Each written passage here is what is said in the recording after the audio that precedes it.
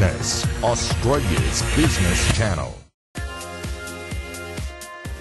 This program proudly brought to you by Multi-Channel Network, leading television.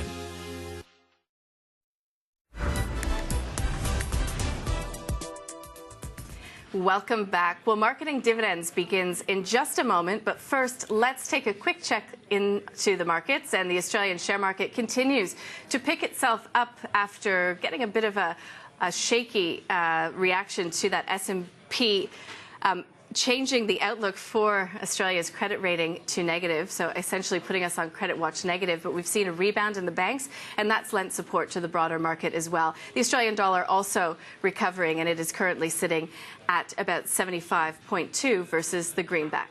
Well, in Marketing Dividends, we take a closer look at how leading advertisers tackle business challenges. This time, how advertisers are adapting to millennials in a digital and data world. Well, James Hier is the CEO of MEC, and he's joining me in the studio. Also, AustralianSuper's Georgina Williams. Welcome to you both. Georgina, perhaps I'll start with you because you're actually on the ground. AustralianSuper is a behemoth in the category, say the Coke, if we can say, in the category. How does that leadership position really approach how you approach marketing?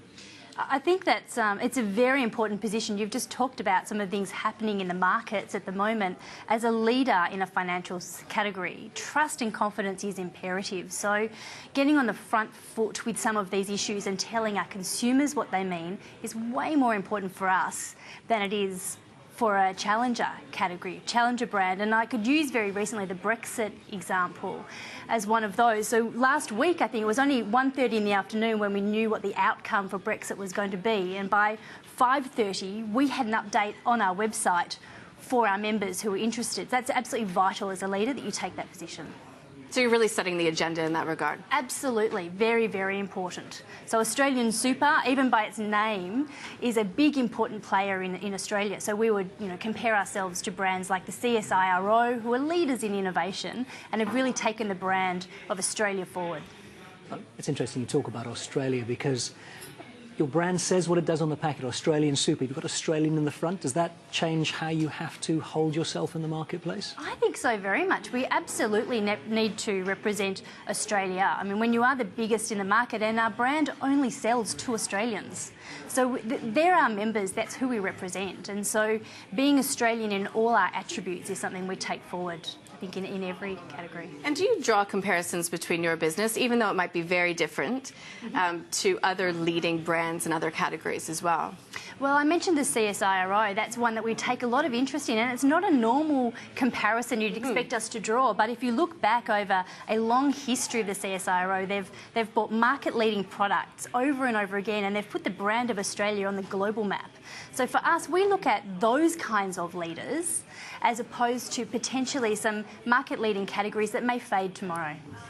Right, and that's so when you talked about Australian leadership brands, I was thinking of Tim Tams and the like, so that's not where you look to get your guidance? No, not at all. We really look to that long-term, I guess, stability, but also being in a finance category, you have to continue to be at the top of the market. And you have to keep reinventing yourself. Someone like Tim Tams has got to stay the same. Right, good point. And just on the Brexit example, I think that's quite interesting because I normally think of leaders as, in all honesty, less agile. Yeah. And it felt like a challenger-type behaviour, seeing something happening at 1:30 in the morning, having appropriate content out to market quite soon afterwards. Yeah. How do you reconcile sort of challenger behaviour with your leadership position? So moving forward in the future, when you start looking at the digital economy, you get a lot of challenger behaviours, and there's some really good business practices in there. So we learn from the digital environment about A/B testing, going to market and trying something and letting it fail. In the past, a leadership brand wouldn't be allowed to do that, but now you have to. So we use some of those kinds of examples to inform what we do as a leader. We use those kinds of challenges to talk to our forward planning as well. So, I mean, digital, that's a great lead into talking about millennials and understanding how you actually market to them. We've talked about FMCGs. How do you convince that millennial not to spend that $4 on a packet of Tim Tams, instead to invest it into your super? Well, we certainly don't talk about retirement. So with the millennials, we have 42% of our customers are actually in that category. So that's nearly 1 million people in Australia are millennials that are members of AustralianSuper. So there are two things that I need to worry about when we talk to really any market, but millennials specifically, and that's the simplicity of language.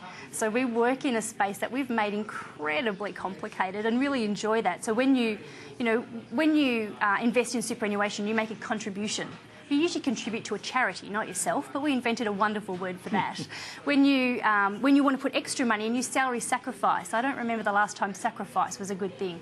So removing the complexity of language and talking straight to people about the things that they understand is very important. And the second piece for millennials for us is relevance. So I can't talk about retirement. There's no point talking about retirement. But relevance for millennials is about the things they're thinking about today. So if I'm a millennial and struggling to buy a house, that's a very relevant point. But if you're an investor in AustralianSuper, you already own 2,000 homes. In fact, you own 3/4 of the suburb of King's Cross in London. So I can talk to an millennial about don't worry about that. You've already got shares in Apple and Google and you've already got property. And so that's a very relevant message for a millennial. And then I'm curious, going back to the Brexit example as well, do you stay away from certain messages when it comes to millennials because you just know that it's not going to resonate, or is part of your marketing strategy to get them more involved in some of those events that they perhaps wouldn't otherwise be? Brexit's a fascinating example because when I said we posted on our website at 5:30, what we did notice was that night there's a lot of people in the 50-year plus category looking at that content. But by the following Wednesday, when it had been in all of the newspapers and was really interesting, all of a sudden the millennials came to the party and there were thousands of downloads of that particular piece of content. But they're looking at it from a different point of view. So a 55-year-old's really interested in what it means for me today, whereas a millennial is interested in what this means more globally, and there's a place AustralianSuper is likely to know. So I think it's about the relevance of the content as opposed to... And so then also, do you therefore from that point go on to next time something like that happens to really massage your message to appeal to them as well? Yeah, well, I think for Brexit itself it was great because it had a wide applicability of message, and we were very careful to talk about really what it meant for the investments. So that was the lead message, to your point, on the Friday for the 55-year category, but also more relevant to what it might mean in the future globally. So that would be the way that we would potentially massage it. But for that one, it actually met both. Right. I mean, so what we're saying is millennials feel that you're a low involvement and low emotion category. How are you countering that? I mean, obviously, events can help you do that. Yes. But in the end, there's a product that you have to get people interested in enough because it's going to affect them in 30 years. How are you trying to do that? So I think it's about... with superannuation, you really don't want to see your super fund every day. You're not that interested. They're very interesting. Millennials are one of the biggest researchers of superannuation. It's a decision that you make then, and then it's a set and forget. So we do a lot on the research side, definitely. A lot digitally, obviously, for millennials. And that's more about the stability and why you would choose AustralianSuper as opposed to superannuation generally. But when you get to 50 plus, then you're pretty high involvement category at that point in time. And so the content changes into what does superannuation mean for me. So you've moved from disinterested to terrified. Absolutely. All in one life journey. And from a digital perspective, and I don't know if you've been following Mark Ritson and what he's been saying about the ability of marketers to understand ROI in the digital channels versus traditional channels. Now, millennials obviously heavily digital. It's certainly a key channel for yourselves. How are you extracting ROI from that area? I think digital is a really interesting question for marketers. It's very different as to whether you're in an FMCG or whether you're in a company like AustralianSuper, where you not only is digital an environment where you're trying to provide your brand and the explanation of your brand, but it's a distribution channel. It's a research channel. It means a lot more. So for us, we measure return on investment in a distribution manner. We might also look at engagement, and then we might also look at it as a service channel as well. So what Mark Ritson said was, for us, rang very true. So will I use social media to sell my brand, it's very unlikely I'm going to be able to engage anyone to talk about superannuation on a social channel. But will I use social media to tell people that we've just bought Ala Moana in Hawaii, the biggest open-air shopping centre in the world, and now you own that. So next time you go to Hawaii, why don't you go and have a look? Yes, I will. Is it all about digital when it comes to millennials? Or do we sort of, lose the forest for the trees? Yeah, look, again, I'm going to agree with Mark Ritson on this one. We do use traditional media for brand. So if you want to understand what our brand is about, as opposed to the things you own and the things that are very personal, we go back to more traditional media channels. So I think it is a bit of wood for the trees. And interesting that we talk about the difference between consumers for FMCG. They don't really understand or know their demographic. They don't have a relationship, whereas obviously you have your customers or your members where you have a significant amount of data on them. You're using television on the one side in a very FMCG manner, and then obviously you have a deep relationship with that 55-year-old who can now get his hands on that money. How are you balancing that in your marketing? So this brings me back to the point I made earlier about it being a journey. So when people are younger, the millennial category, for instance, we probably have very little data on them. In fact, many millennials, in Australia still aren't choosing a superannuation fund. Their employer might choose that. So I might know your name and address, and that's about it. So for us, that becomes an age-based journey, and just give them the relevance on your brand. But when you get to 50, it's a very personal journey, and I need to know a lot more about you because I need to tell you what to do with your superannuation and how to spend it. So last year, we delivered seminars to over 30,000 people in Australia, and we were subscribed for 60,000 people. I'm never going to get 60,000 millennials to a seminar, no matter what I try. So it's very different. We have consumers and millennials, and then we have customers that are older. Interesting. And when you're looking at your customers, obviously there's a clear link in there with understanding who they are and what they want.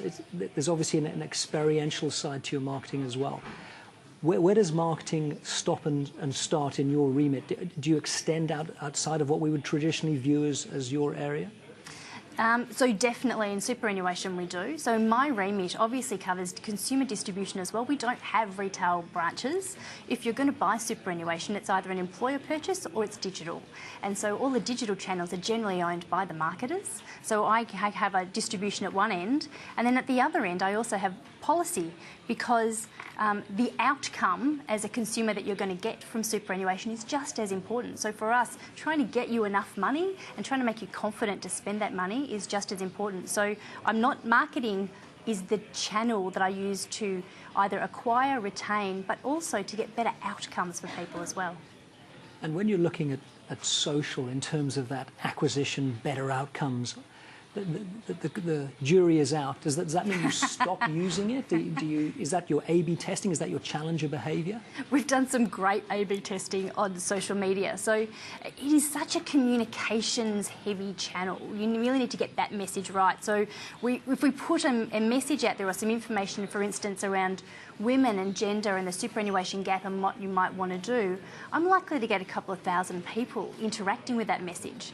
But if I put you should top up your super, I'll be lucky if I can get 4 people to even take a look at the post. So it's very important to get that channel mix right. Georgina, I was going to ask you, I guess when we were speaking about Brexit as well, obviously there is an election still unresolved in Australia. Super was one of those real policy points of difference between the coalition and the incoming Labor government.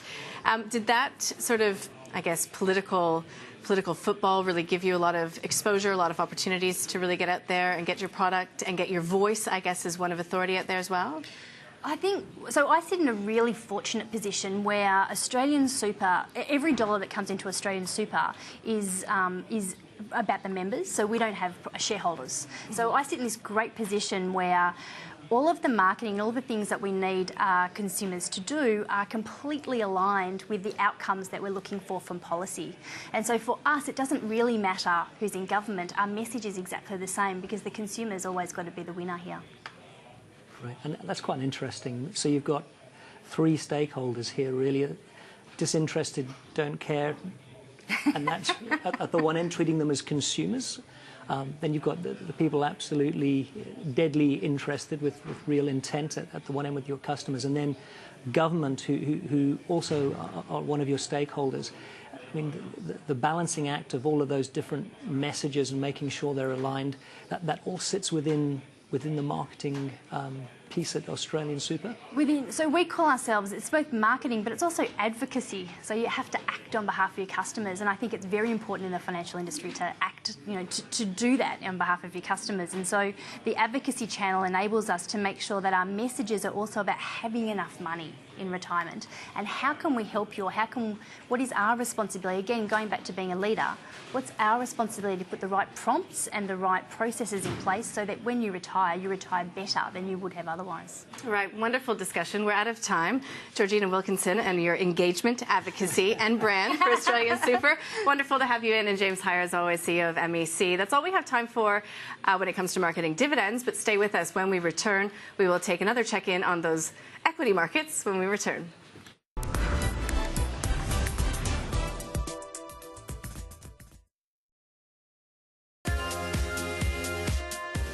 This program proudly brought to you by Multi-Channel Network, leading television.